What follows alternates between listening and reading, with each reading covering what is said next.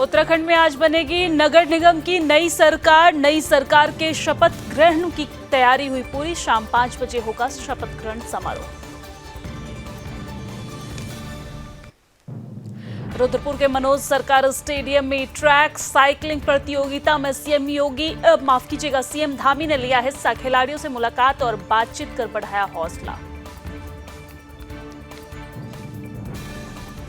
उत्तराखंड में 38वें राष्ट्रीय खेलों के आयोजन से खुशी और अवसरों की बहार। प्रदेश के खिलाड़ियों के लिए खुल रहे हैं कई नए रास्ते।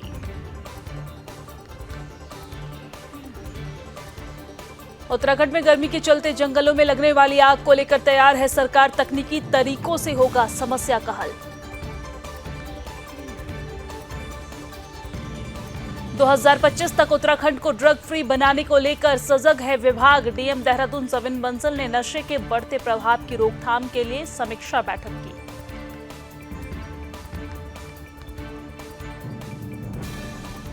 भूकंप को लेकर उत्तराखंड के लिए एक अच्छी खबर। भूकंप की पहले से जानकारी के लिए आपदा प्रबंधन विभाग ने तैयार किया अलर्ट सिस्टम। भूकंप से पहले अलर्ट करेगा भूकंप देव ऐप।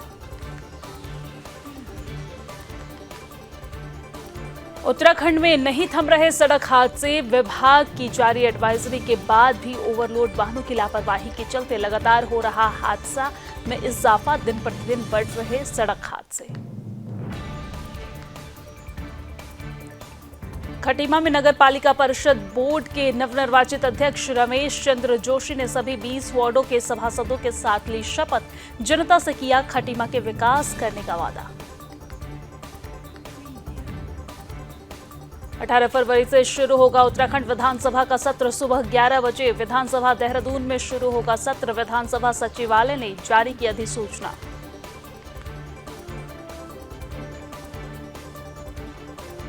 देहरादून में विदेश भेजने के नाम पर फर्जीवाड़े का मामला। यूरोप भेजने के नाम पर महिला से ठगे 11.5 लाख रुपए।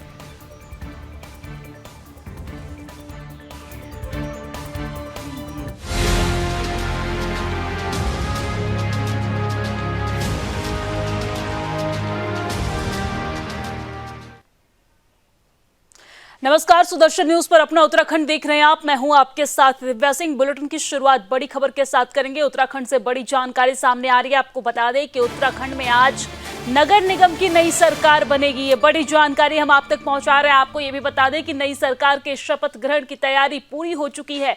शाम 5 बजे शपथ ग्रहण समारोह होगा। नवनियुक्त मेयर और पार्षदों को दिलाई जाएगी शपथ। सभी जिलों के डीएम इसमें शपथ दिलाएंगे और शपथ ग्रहण कार्यक्रम में मुख्यमंत्री पुष्कर सिंह धामी भी मौजूद रहेंगे। तो ये बड़ी जानकारी हम आप तक पहुंचा रहे हैं, जहां पर आज शाम में कार्यक्रम होने वाला है। शाम 5 बजे शपथ ग्रहण कार्यक्रम है, जिसमें नवनियुक्त मेयर और पार्षदों को शपथ दिलाई जाएगी। सभी जिलों के डीएम शपथ दिलाएंगे और इस कार्यक्रम में मुख्यमंत्री पुष्कर सिंह धामी भी मौजूद रहेंगे। तो बड़ी और अहम जानकारी आपके टेलीविजन स्क्रीन पर, जहां पर उत्तराखंड में आज बनेगी नगर निगम की नई सरकार और नई सरकार के शपथ ग्रहण की तैयारी पूरी हो चुकी है। शाम 5 बजे ये कार्यक्रम होगा, जिसमें मुख्यमंत्री पुष्कर सिंह धामी भी शामिल होंगे। आपको ये जानकारी दे दें कि नवनियुक्त मेयर और पार्षदों को शपथ दिलाई जाएगी, जो डीएम दिलवाएंगे।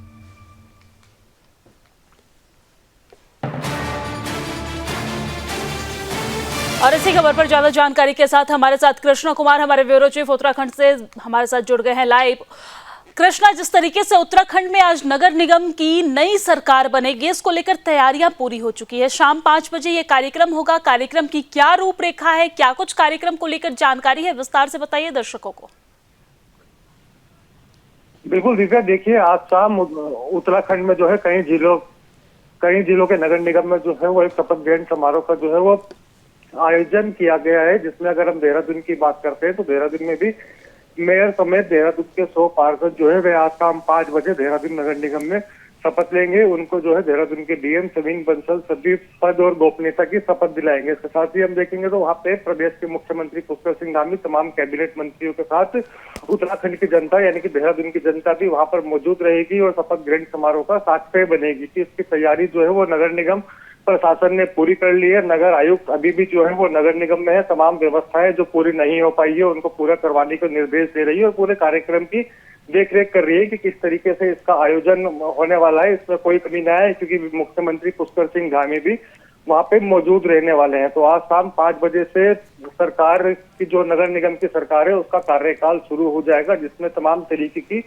चुनौतियां भी नगर निगम के पास रहने वाली है। क्योंकि पहले ही महापौर सौरभ थपलियाल ने तमाम दावे किए हों कि इन चुनौतियों से निपटेंगे, क्योंकि तमाम तरीके की चुनौतियों से निपटने के लिए पहले भी दावे जो है वह तमाम प्रत्याशियों की तरफ से किए गए थे, जो दावे फाइलों से बाहर तक नहीं निकले। जैसे कि अगर हम मुख्य तौर पर बात करते हैं, दिव्या शहर में कूड़ा निस्तारण प्लांट, पार्किंग, फूड पार्किंग, ऐसे तमाम तरीके के वेंडिंग जोन है जो इस तरीके से अभी तक फाइलों से बाहर नहीं निकले हैं। अब नए मेयर के सामने ऐसी तमाम तरीके की सुविधाएं हैं। शहर को अच्छे से बनाने के लिए, सौंदर्यीकरण करने के लिए क्या रूपरेखा चाहते हैं, वो अपनी पहली बोर्ड की बैठक में ये देखने वाली बड़ी बात होगी, क्योंकि जनता ने भी भारतीय जनता पार्टी पर भरोसा जताया है और उनको एक बार फिर जो है वो जिले की कमान सौंपी है। अब भारतीय जनता पार्टी के प्रत्याशी सौरभ थपलियाल जो आज शाम मेयर पद की जो है वो शपथ लेंगे। अब शपथ लेने के बाद जिले में क्या कुछ कार्य करते हैं और किस तरीके से स्वरूप अब राजधानी देहरादून का वो नए सौंदर्यीकरण में बनाते हैं, आने वाला समय बताएगा। ठीक है कृष्णा, इसके साथ हम ये भी जानना चाहेंगे, मुख्यमंत्री के अलावा क्या प्रदेश के अन्य मंत्री भी इसमें शामिल होंगे?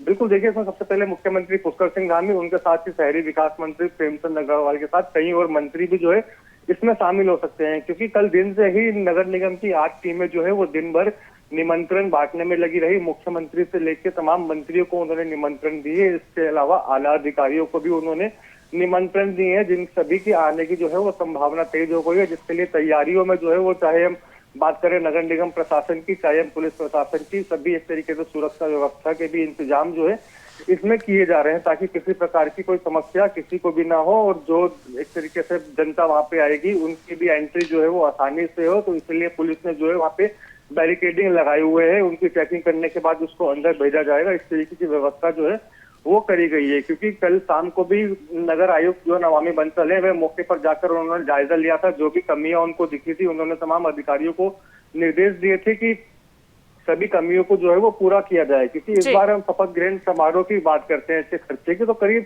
12 से 15 लाख रुपए के खर्चे का इसका अनुमान जताया जा रहा है। जबकि अगर पिछली बार की बात करते हैं तो लगभग 8.25 लाख रुपए करीब शपथ ग्रहण समारोह का खर्चा आया था। ठीक है कृष्णा, बहुत बहुत धन्यवाद तमाम जानकारी साझा करने के लिए, लेकिन नजर बनाए रखिएगा, कोई अपडेट आता है तो हम आपसे जरूर लेंगे।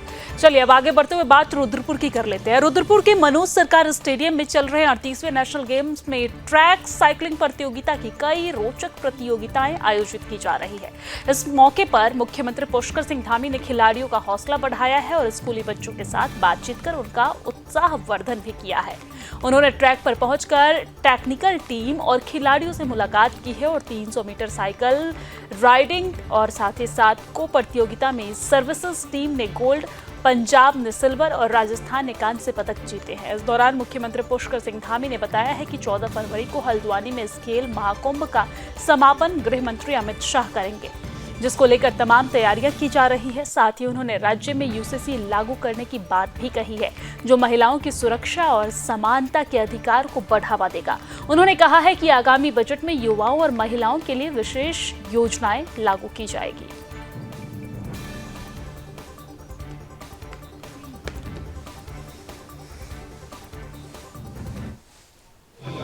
28 जनवरी को आदरणीय प्रधानमंत्री श्री नरेंद्र मोदी जी के कर कमलों से, उनके हाथों से 38वें राष्ट्रीय खेलों का शुभारंभ हुआ है और उस दिन से लगातार एक बहुत उत्साह का माहौल है।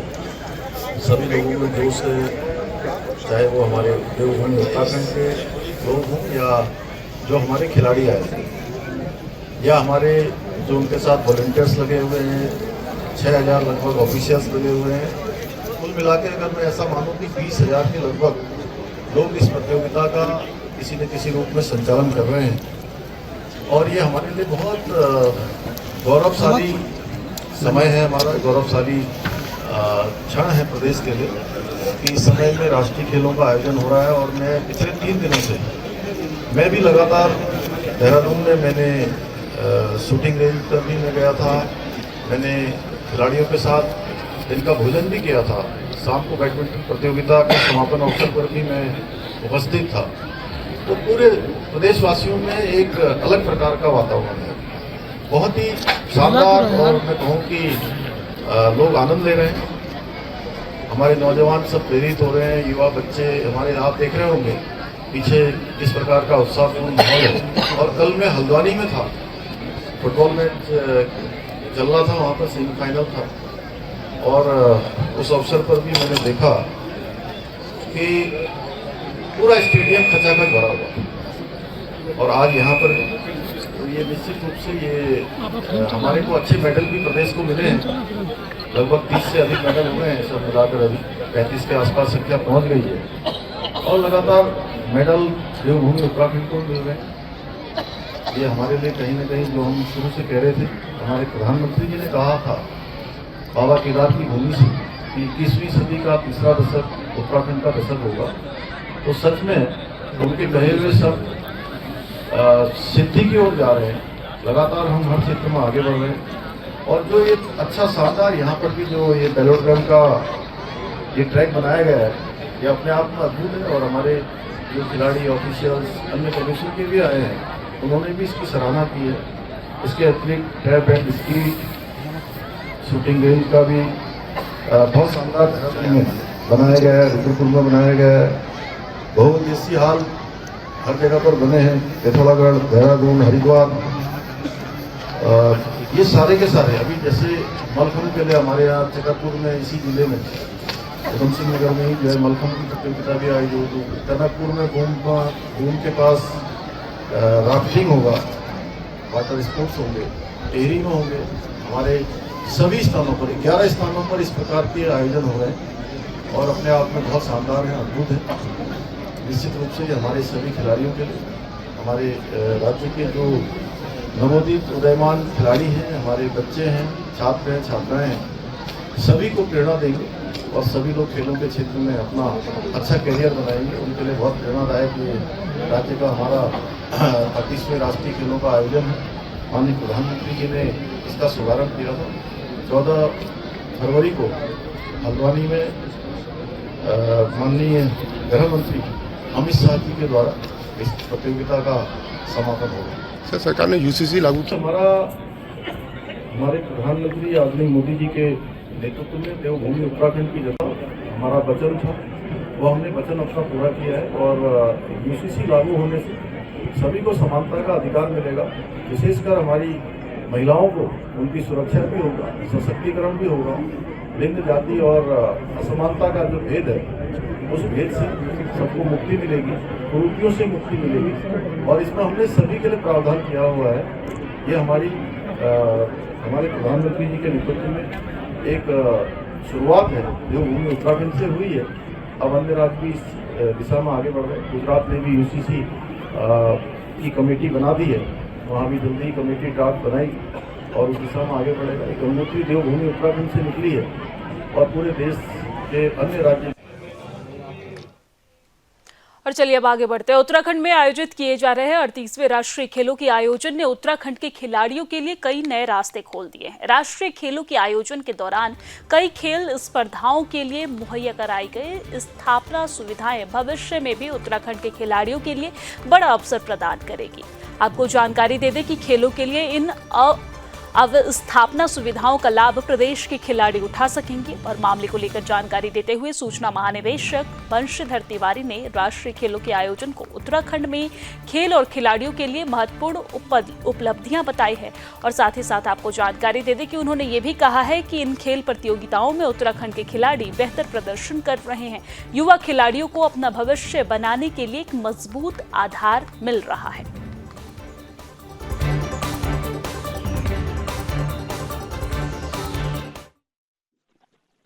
उत्तराखंड प्रदेश के लिए एक नए अवसर लेकर के आया है और पहली बार हम देख रहे हैं अब तक आतिथ्य तक राष्ट्रीय खेलों में उत्तराखंड के नज़रिए से 35 मेडल प्राप्त हो चुके हैं।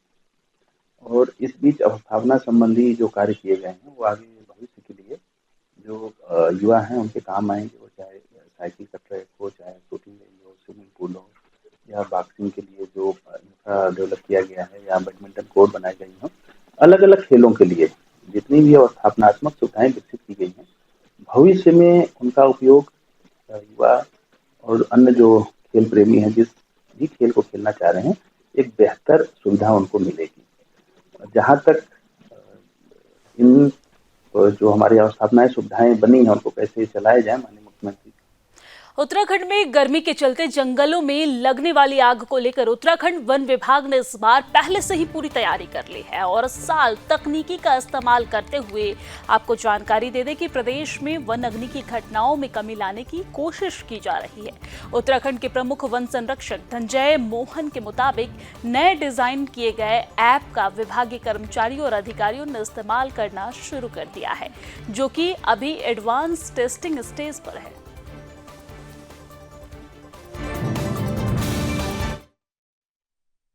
तो कई विशेष तैयारियां हम लोगों ने की है और हम पहले के मुकाबले कहीं बेहतर प्रिपेयर्ड हैं वनाग्नि से डील करने के लिए। एक तो जो बहुत महत्वपूर्ण हमने काम किया है इस बार हमने ऐप और डिजिटल प्लेटफॉर्म के माध्यम से पूरा मैनेजमेंट वनाग्नि का हम करने जा रहे हैं।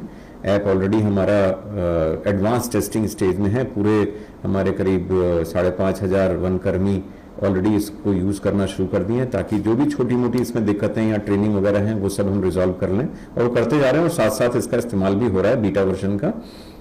तो और साथ ही हमने एक integrated control and command centre भी यहाँ इस्टेब्लिश कर दिया है, जिसमें लगातार एक GIS डोमेन में हमारी फायर का मैनेजमेंट होगा हेडक्वार्टर से भी। और चलिए अब आगे बढ़ते हैं। मुख्यमंत्री पुष्कर सिंह धामी के विजन के अनुसार 2025 के खत्म होने तक उत्तराखंड को ड्रग फ्री करने का लक्ष्य रखा गया है, जिसके तहत DM देहरादून सविन बंसल ने शहर के भीतर नशे के बढ़ते प्रभाव की रोकथाम के लिए पुलिस और नारकोटिक्स कंट्रोल ब्यूरो के अधिकारियों के साथ समीक्षा बैठक की है। बैठक में उन तमाम पहलुओं पर चर्चा की गई है जो कि नशे की बढ़ती इस लत को रोकने में महत्वपूर्ण साबित हो सकते हैं। DM देहरादून के अनुसार ज्यादातर युवा स्कूल और कॉलेज में नशे की लत का शिकार हो जाते हैं, जिसके लिए इस तरह के संस्थानों में नशे और उसके दुष्प्रभाव की जानकारी युवाओं तक पहुंचाने के लिए कार्यशालाओं का आयोजन किया जाएगा। साथ ही जो युवा ड्रग्स के आदी बन चुके हैं उनके परिजनों से बातचीत कर सुधारीकरण पर काम किया जाएगा।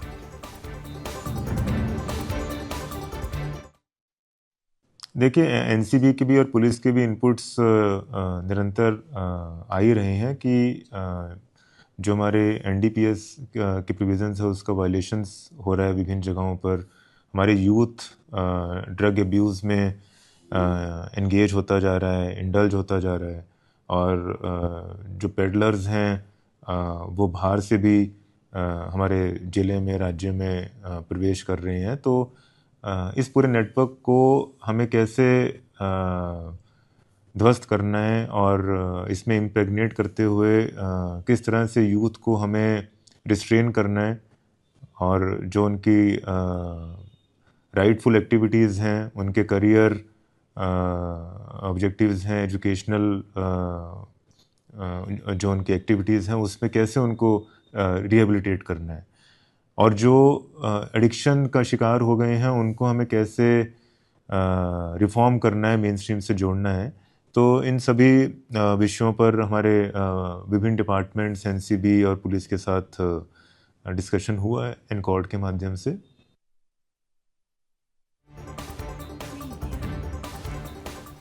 और इसी खबर पर ज्यादा जानकारी के साथ मेरे सहयोगी कृष्णा हमारे साथ जुड़ गए हैं। कृष्णा, जिस तरीके से हम देख रहे हैं कि प्रदेश सरकार का लक्ष्य है कि 2025 तक प्रदेश को ड्रग्स मुक्त बनाना है, इसको लेकर तमाम तरह के अभियान भी चलाए गए और तमाम तरह के कदम भी उठाए जा रहे हैं। क्या DM की तरफ से जो अभियान चलाया जा रहा है, जो कदम उठाया जा रहा है, ये कारगर साबित होगा?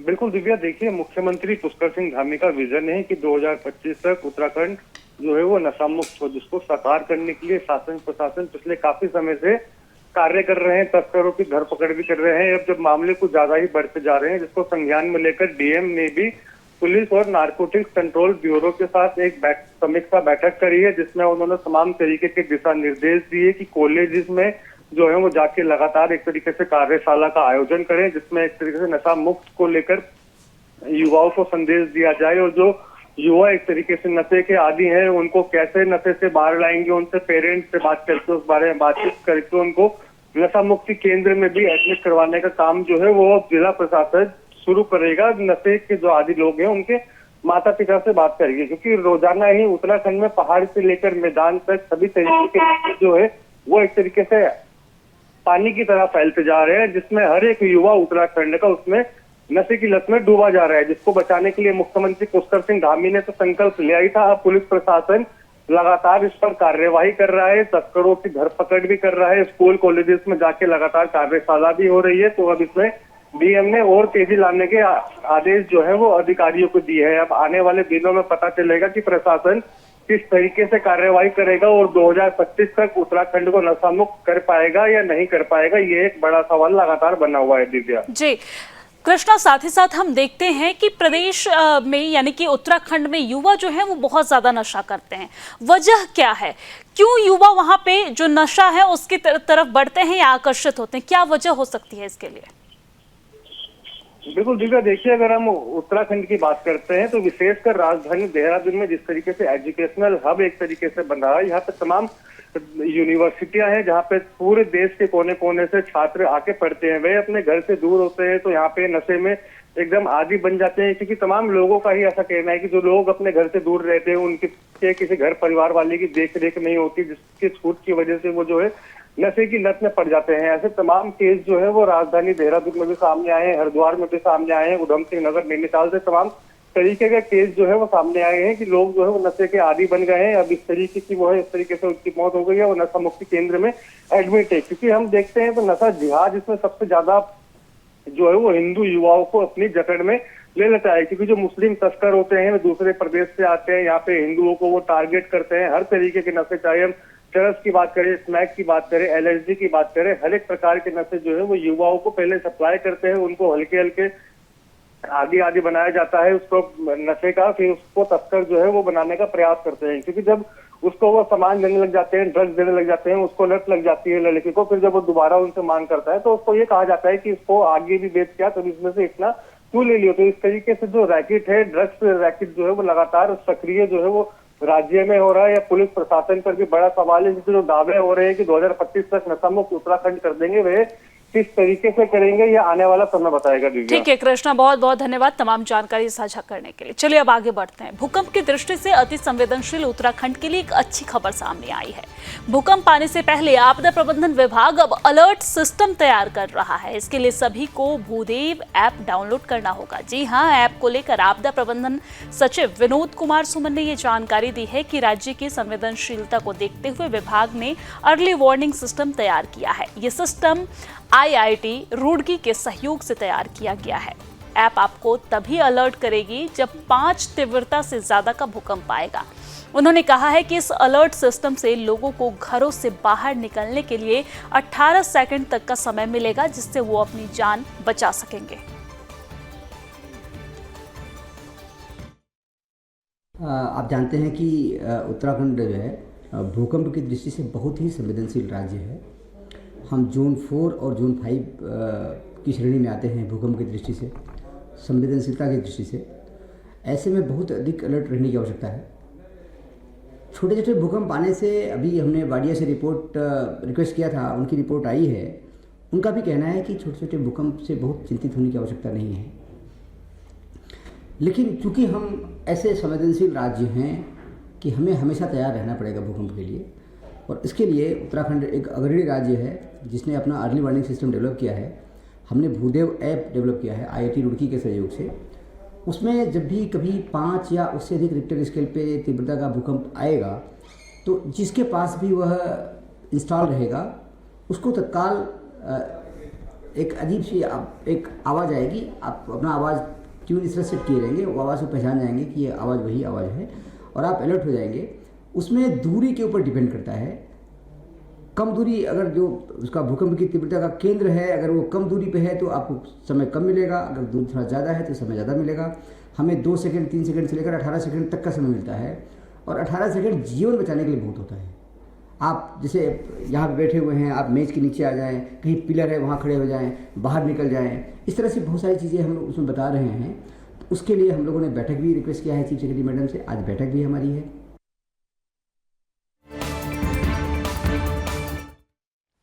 और चलिए अब आगे बढ़ते हैं। उत्तराखंड में हर रोज हो रहे सड़क हादसे थमने के नाम नहीं ले रहे हैं। तमाम खामियों के साथ ओवरलोड वाहन भी इन हादसों में लगातार इजाफा कर रहे हैं। नेशनल और स्टेट हाईवे से लेकर अन्य सड़कों पर भी ओवरलोडिंग वाहनों की भरमार है, जो हर समय हादसे को न्योता दे रहे हैं, जिसको लेकर अब परिवहन विभाग भी सख्त नजर आ रहा है। ओवरलोडिंग को लेकर परिवहन विभाग सुनील शर्मा ने ये जानकारी दी है कि कुछ गाड़ियों के वाहन के ड्राइवर चेक पोस्ट आने से पहले कुछ सवारियों को नीचे उतार देते हैं, जिसे परिवहन विभाग जब चेकिंग करता है तो उनकी संख्या उतनी ही होती है जितनी ट्रिप कार्ड में लिखी होती है। आपको ये भी जानकारी दे दें कि उन्होंने ये भी कहा है कि कुछ दूर चलने के बाद ड्राइवर बाकी सवारियों को फिर से गाड़ी में बैठा देता है। ऐसे लोगों को रोकने के लिए परिवहन विभाग ने अलग से एक टीम बनाई है, जो गाड़ी को चेक करते वक्त उसमें कितनी यात्री यात्रा कर रहे हैं इसकी जांच करेगी। वही गाड़ी ओवरलोड पाई जाती है तो उसका चालान भी किया जाएगा, साथ में उनके परमिट के विरुद्ध भी कार्रवाई की जाएगी।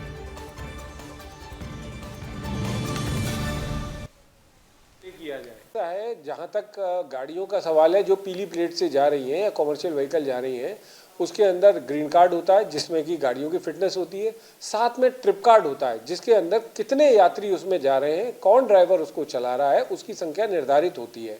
जब हम गाड़ी की हमारी चेक पोस्टों पर चेकिंग करते हैं तो हम देखते हैं कि भाई कितने व्यक्तियों को इसमें ट्रिप कार्ड के अंदर हैं, उनकी हम संख्या काउंट करते हैं, उसके हिसाब से गाड़ी निकल जाने देते हैं।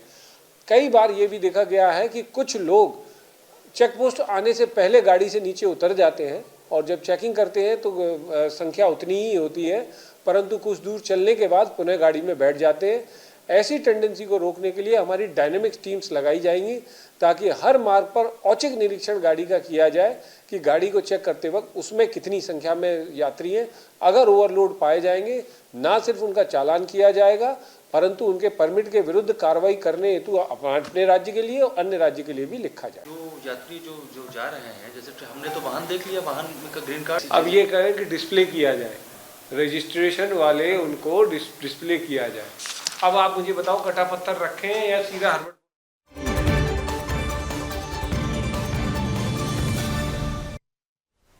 और इसी के साथ अपना उत्तराखंड की खबरों में फिलहाल के लिए इतना ही, लेकिन देश और दुनिया की तमाम खबरों के लिए आप देखते रहिए सुदर्शन न्यूज। जय हिंद।